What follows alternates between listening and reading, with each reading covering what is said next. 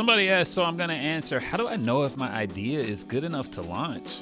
The short answer is you don't. And that's kind of the point. The lesson I keep learning is that no matter how much you plan, you don't know until something is live how people will respond to it. The best thing you can do is to launch early and to launch quickly. I want to dive into this answer a little bit deeper. I've always hated this phrase, fail forward. Have you heard this before?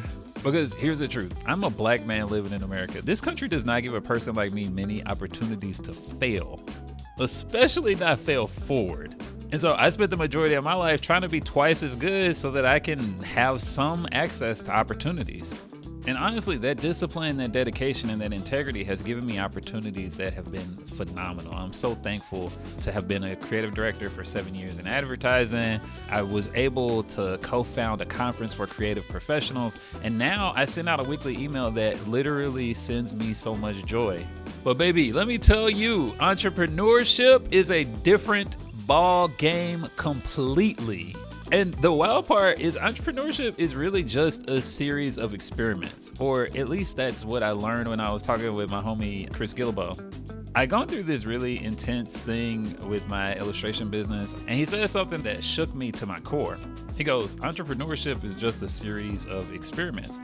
And that phrase, I wrote it down on a note card and I go, this is exactly what I needed to hear, because it takes the pressure off. I don't have to get it right the first time. I actually can continue to test until I get it right. That changed my perspective on entrepreneurship, and it helped me to understand that the failure is not a reflection of me at all.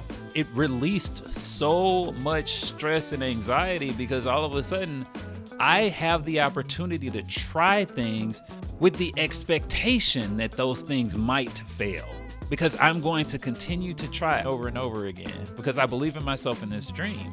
You have to separate your self-worth from the outcome of any experiment that you're doing in your business. That's a blessing for my inner perfectionist who always rears his ugly head at the literal worst moment.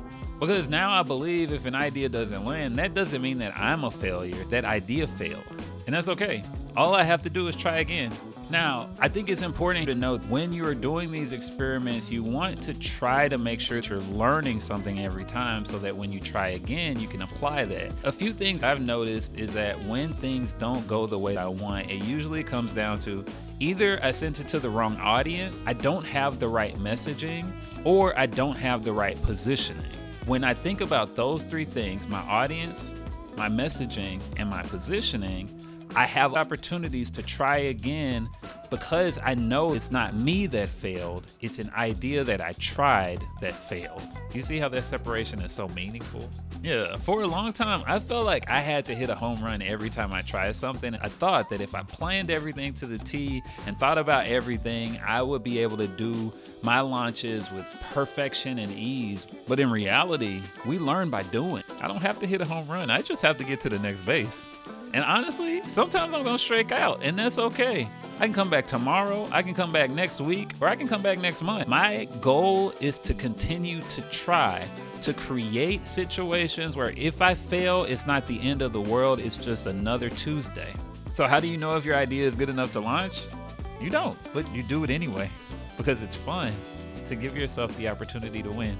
If you made it this far, you might be ready for your own creative reset. Tap the link below to download my free guide to help you build your personal brand and launch your weirdest ideas.